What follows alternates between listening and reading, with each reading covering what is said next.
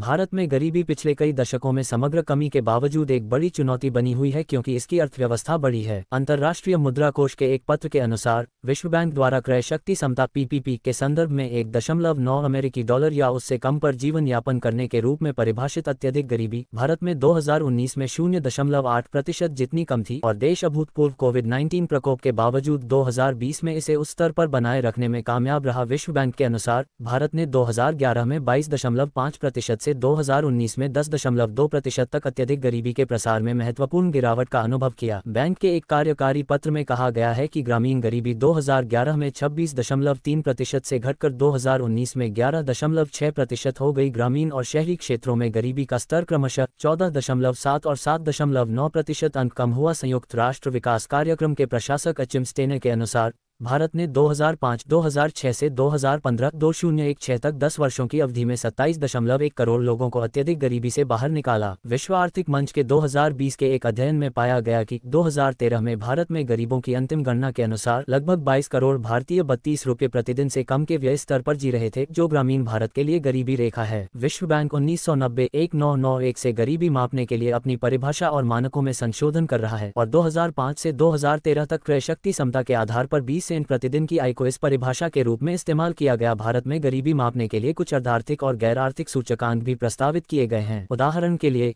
ये निर्धारित करने के लिए कि कोई व्यक्ति गरीब है या नहीं, बहुआयामी गरीबी सूचकांक उस व्यक्ति द्वारा स्कूल में बिताए गए वर्षों या शिक्षा में लगे वर्षों की संख्या पर 33% और उस व्यक्ति की वित्तीय स्थिति पर 6.25% भार डालता है। भारत में गरीबी का निर्धारण करने के लिए इस्तेमाल की जाने वाली विभिन्न परिभाषाओं और अंतर्निहित लघु नमूना सर्वेक्षणों के परिणामस्वरूप 1950 के दशक से 2010 के दशक तक गरीबी के अनुमानों में व्यापक रूप से भिन्नताएं सामने आई हैं। 2019 में भारत सरकार ने कहा कि उसकी 6.7% आबादी आधिकारिक गरीबी सीमा से नीचे है। 2019 के पीपीपी अंतर्राष्ट्रीय तुलना कार्यक्रम के आधार पर संयुक्त राष्ट्र सहस्राब्दी विकास लक्ष्य (MDG) कार्यक्रम के अनुसार 1.2 अरब भारतीयों में से 80 मिलियन लोग, जो भारत की आबादी के लगभग 6.7% के बराबर है, 1.25 डॉलर की गरीबी रेखा से नीचे रहते थे और 2019 में 84% भारतीय 6.85 डॉलर प्रतिदिन से कम पर जीवन यापन करते थे। नीति आयोग द्वारा जारी बहुआयामी गरीबी सूचकांक (MPI) के दूसरे संस्करण के अनुसार भारत की लगभग 14.96% आबादी बहुआयामी गरीबी की स्थिति में मानी जाती है। राष्ट्रीय बहुआयामी गरीबी सूचकांक (MPI) स्वास्थ्य, शिक्षा और जीवन स्तर में एक साथ अभावों का आकलन करता है, जिसमें प्रत्येक आयाम समान भार वहन करता है। इन अभावों को सतत विकास लक्ष्यों (SDG) के साथ संरेखित 12 संकेतकों का उपयोग करके मापा जाता है। 17 जुलाई 2023 को नीति आयोग ने देश में गरीब लोगों के अनुपात में उल्लेखनीय कमी दर्ज की, जो 2015-16 से 2019-21 की अवधि के दौरान 24.8% से घटकर 14.9% हो गया। इस सुधार का श्रेय पोषण में प्रगति, स्कूली शिक्षा के वर्षों, स्वच्छता और सब्सिडी वाले खाना पकाने के ईंधन की उपलब्धता को दिया गया। रिपोर्ट के अनुसार 2015-16 और 2019-21 के बीच भारत में लगभग 13.5 करोड़ लोग बहुआयामी गरीबी से बाहर निकले। 19वीं सदी के अंत से लेकर 20वीं सदी के शुरुआती दौर तक ब्रिटिश राज के तहत भारत में गरीबी बढ़ती गई, जो 1920 के दशक में चरम पर थी। 19वीं और 20वीं सदी के शुरुआती दौर में अकाल और बीमारियों ने कई चक्रों में लाखों लोगों की जान ले ली। 1947 में भारत को स्वतंत्रता मिलने के बाद अकाल से होने वाली सामूहिक मौतों को रोका गया। 1991 के बाद से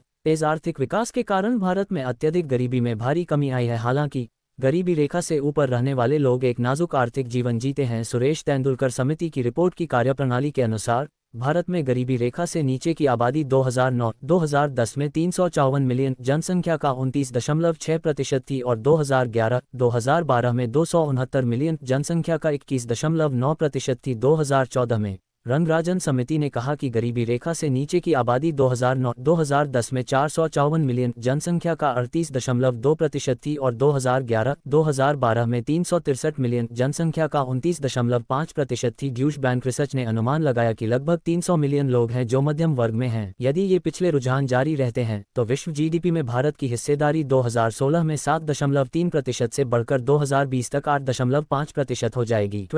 2012 में लगभग 170 मिलियन लोग या भारत की आबादी का 12.4% गरीबी में रहते थे, जिसे 1.90 डॉलर ₹123.5 के रूप में परिभाषित किया गया था। 2009 में भारत की आबादी के 29.8% से सुधार हुआ। अपने पेपर में अर्थशास्त्री संध्या कृष्णन और नीरज हाटेकर ने निष्कर्ष निकाला है कि 600 मिलियन लोग या भारत की आधी से अधिक आबादी मध्यम वर्ग से संबंधित हैं। एशियाई विकास बैंक का अनुमान है कि भारत की जनसंख्या 2010 से 2015 तक 1.3% की औसत वृद्धि दर के साथ 1.28 बिलियन है। 2014 में 15 वर्ष और उससे अधिक आयु की 9.9% आबादी कार्यरत थी। 6.9% आबादी अभी भी राष्ट्रीय गरीबी रेखा से नीचे रहती है और 6.3% अतिरिक्त उद्धरण आवश्यक अत्यधिक गरीबी में रहती है। दिसंबर 2018 विश्व गरीबी घड़ी भारत में वास्तविक समय की गरीबी के रुझान को दिखाती है, जो विश्व बैंक के नवीनतम आंकड़ों पर आधारित है। हाल के अनुमानों के अनुसार देश 2030 तक अपने सतत विकास लक्ष्यों को पूरा करके अत्यधिक गरीबी को समाप्त करने की राह पर है। ऑक्सफैम के अनुसार